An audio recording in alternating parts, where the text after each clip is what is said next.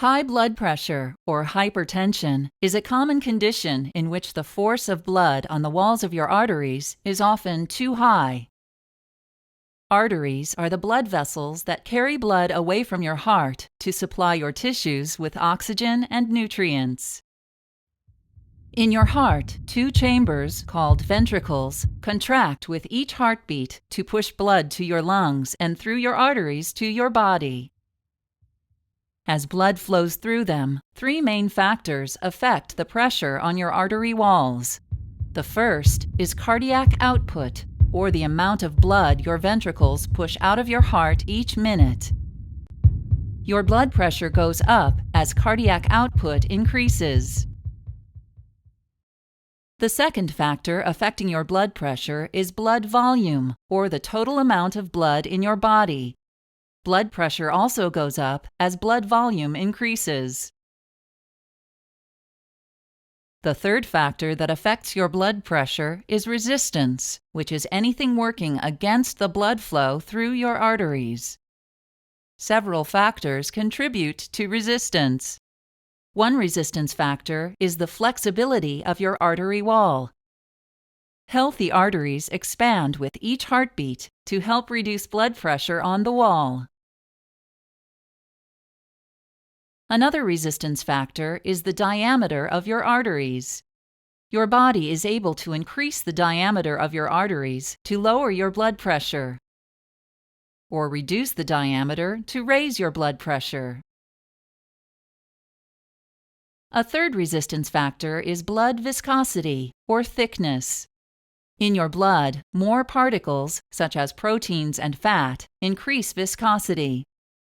If your blood is thicker, your blood pressure goes up as your heart works harder to push it through your arteries. Your blood pressure can be measured with a device called a sphygmomanometer, or blood pressure cuff. When your heart beats, the pressure of blood on the walls of your arteries is called systolic pressure. When your heart relaxes between beats, pressure on the artery wall is called diastolic pressure. While your blood pressure may change throughout the day, it should normally be less than 120 millimeters of mercury for systolic pressure and less than 80 millimeters of mercury for diastolic pressure. If your systolic pressure frequently stays above 140, or your diastolic pressure frequently stays above 90, you have high blood pressure. Over time, high blood pressure will damage the walls of your arteries. Your artery wall may become weak and form an enlargement called an aneurysm, or the wall may burst and bleed into the surrounding tissue. Small tears in your artery wall may attract certain substances in your blood, such as cholesterol, fat, and calcium, to form a buildup called a plaque. Blood flow through your artery decreases as the plaque enlarges. Blood cells can stick to the plaque and form solid clumps called clots, further reducing or completely blocking your blood flow. Damage to your arteries raises your blood pressure even more by making your heart beat more forcefully. Artery damage and reduced blood flow lead to conditions such as a stroke, heart attack, or kidney disease. In most cases, the cause of high blood pressure, or hypertension, is unknown. This type of high blood pressure is called primary or essential hypertension.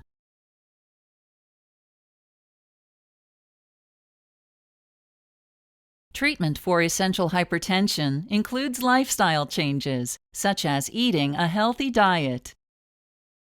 If you are sensitive to the sodium in salt, your doctor may recommend limiting your intake of salt and highly processed foods.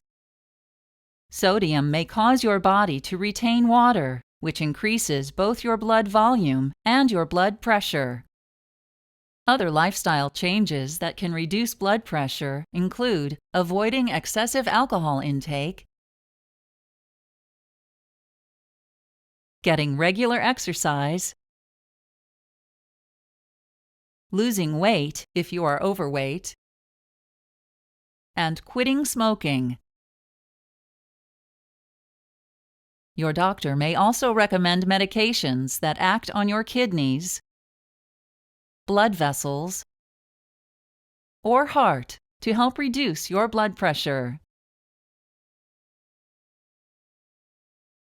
Diuretics, commonly called water pills, cause your kidneys to move more salt and water from your blood into your urine, which reduces your blood volume and pressure.